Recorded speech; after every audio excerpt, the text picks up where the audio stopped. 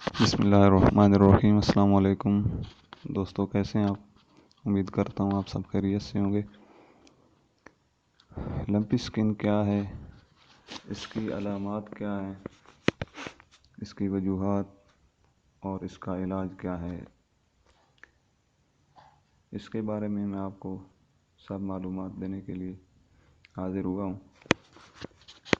Lumpy سکن جانوروں میں پائی جانے والی ایک ایسی بیماری ہے جس میں جانوروں کے جسم پر پھوڑے سے نکل آتے ہیں، جو کہ جانور کو بہت تکلیف دیتے ہیں، جس میں جانور کو بخار ہو جاتا ہے۔ یہ اس کی علامات ہیں۔ منہ سے رال ٹپکتی ہے، جانور جو ہے وہ اس کی وجہ سے کافی پریشان ہوتا ہے، بے چین سا رہتا ہے، چارہ بھی کم کر دیتا ہے۔ اب آگے آتے ہیں کہ اس کی وجوہات کیا ہیں۔ یہ کن وجوہات کی بنا پہ پھیلتی ہے بیماری؟ یہ اکثر اوقات دیکھا گیا ہے کہ مچھر، مکھی اور چیچڑوں کی وجہ سے ایک جانور سے دوسرے جانور میں منتقل ہونے والی بیماری ہے۔ بعض اوقات ایسا ہوتا ہے کہ جانوروں کے جو تھان ہوتے ہیں، جہاں پہ جانور باندھے ہوئے ہوتے ہیں، وہاں صفائی کا صحیح اچھی طرح انتظام نہیں ہوتا، جس کی وجہ سے وہاں چیچڑ پیدا ہو جاتے ہیں، مکھیاں اور مچھر۔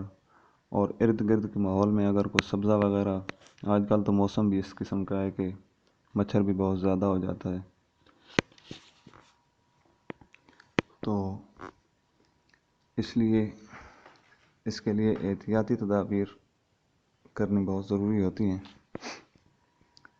پہلی بات تو یہ ہے کہ اس کے لیے صفائی کا بہت خاص خیال رکھنا ہے۔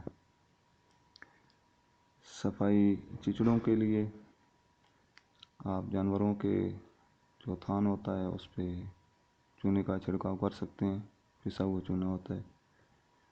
مکھیوں اور مچھروں کے لیے آپ کوئی بھی اچھا سا انسیکٹیسائیڈ سپرے کر سکتے ہیں۔ جانوروں کے جو تھان ہوتا ہے اس پہ بھی، جانوروں کے جسم پر بھی، اور جانوروں کو ڈپ بھی کر سکتے ہیں، پانی میں مکس کر کے جانوروں کو نہلائیں اس سے بھی کافی حد تک بچا جا سکتا ہے۔ اس کے بعد اس کی جو ہیں علامات بھی آپ کو پتہ چل گئی ہیں، وجوہات بھی۔ اب آتے ہیں اس کے علاج کی طرف۔ تو اس کا علاج سب سے پہلے تو اس کے لیے ویکسینیشن کروانا بہت ضروری ہے۔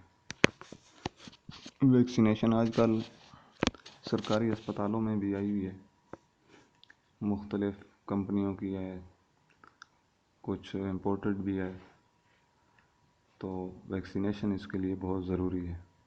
اگر خدا نخواستہ آپ کسی وجہ سے ویکسینیشن نہیں کروا سکتے، اگر بیماری جانوروں میں آ گئی ہے، جانور اس سے متاثر ہو گئے ہیں، تو اس کے لیے پھر علاج بہت ضروری ہے اور جلد از جلد کرنا چاہیے۔ اس کا علاج کیا ہے؟ اس میں مختلف دیسی ٹوٹکے بھی استعمال ہو رہے ہیں اور انگریزی دوائیاں بھی ہیں۔ ہر بندہ جو ہے وہ اپنے حساب سے جانوروں کا علاج کر رہا ہے، تو اس کے لیے انگریزی دوائیوں میں کچھ اینٹی بایوٹک استعمال کی جاتی ہیں۔ اس میں جانوروں کو بخار بھی ہوتا ہے، بخار کے لیے بھی انجیکشنز استعمال کی جاتے ہیں اچھے سے، جیسے ڈکلوفینیک، بیٹافینیک۔ اس فارمولے میں کسی اچھی سی کمپنی کا انجیکشن جو ہے وہ استعمال ہوتا ہے۔ اس کے علاوہ اینٹی بایوٹک میں پینبایوٹک وغیرہ، پینسلین، پروکین پینسلین وغیرہ ہوتے ہیں۔ اور یہ جلد کی بیماری ہے۔ جلد کی بیماری جو ہوتی ہے، یہ عموماً اس کو الرجک بیماری بھی کہتے ہیں، جلدی الرجی۔ یہ اس زمرے میں بھی تھوڑی سی آ جاتی ہے، تو اس کے لیے ساتھ میپراسان بھی لگانا ضروری ہوتا ہے۔ اور ساتھ جانور کمزور ہوتا ہے اس کو تھوڑی بہت طاقت کی دوائی بھی دینی چاہیے، جیسے MY کام وغیرہ، اس کا انجیکشن بھی لگ سکتا ہے۔ اس کے علاوہ بہت سی دوائیاں مارکیٹ میں اویلیبل ہوتی ہیں، ان میں سے جو بھی اچھی سی کمپنی کی دوائی ہوتی ہے ریزلٹیبل، تو وہ آپ استعمال کر سکتے ہیں۔ اس کے علاوہ کچھ دیسی ٹوٹکے بھی ہوتے ہیں، کچھ آزمائے ہوئے ہیں میرے اپنے۔ اس کے لیے ایک دھماسا بوٹی ہوتی ہے اور ایک ونا، پتہ نہیں آپ کی زبان میں اس کو کیا کہتے ہیں، ہماری زبان میں اس کو ونا ہی کہتے ہیں، اور اس کو کوٹ کر تھوڑا سا اس میں پانی ڈال کر اس کا جوس سا بنا کے اس کو کسی کپڑے سے چھان کر جانور کو تقریباً 1 لیٹر کے برابر پلا دینا۔ یہ تھوڑی سی خون میں صفائی کرتا ہے، اور اس کے علاوہ جانور پر ڈیٹول کا سپرے بھی کرنا چاہیے تاکہ مکھیاں اور مچھر جانور سے دور رہیں۔ تو یہ چھوٹے سے ٹوٹکے میں نے آپ کو بتائے ہیں، آپ بھی استعمال کیجیے گا اور آگے دوستوں تک شیئر بھی کیجیے گا، شاید کسی کا فائدہ ہو جائے۔ تو دوستو، اگر آپ کو میری ویڈیو اچھی لگی ہو تو پلیز لائک، شیئر اور سبسکرائب کر لیجیے تاکہ نئی آنے والی ویڈیو کا نوٹیفیکیشن آپ کو جلد از جلد مل سکے۔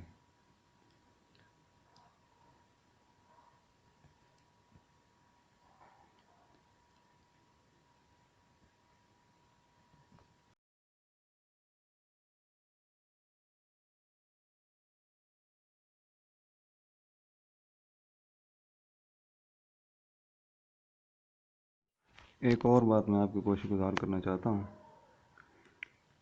کہ جو جانور اس بیماری کا شکار ہو اس کا دودھ پینے سے احتیاط کریں، گریز کریں برائے مہربانی، اور خدا نخواستہ اگر وہ مر گیا ہے تو اس کا گوشت بھی نہ کھائیں، کیونکہ یہ بیماری جانوروں سے انسانوں میں بھی منتقل ہو سکتی ہے۔ اس لیے ضروری ہے کہ آپ اپنے لیے ضروری احتیاط لازمی کریں۔ شکریہ، اللہ حافظ۔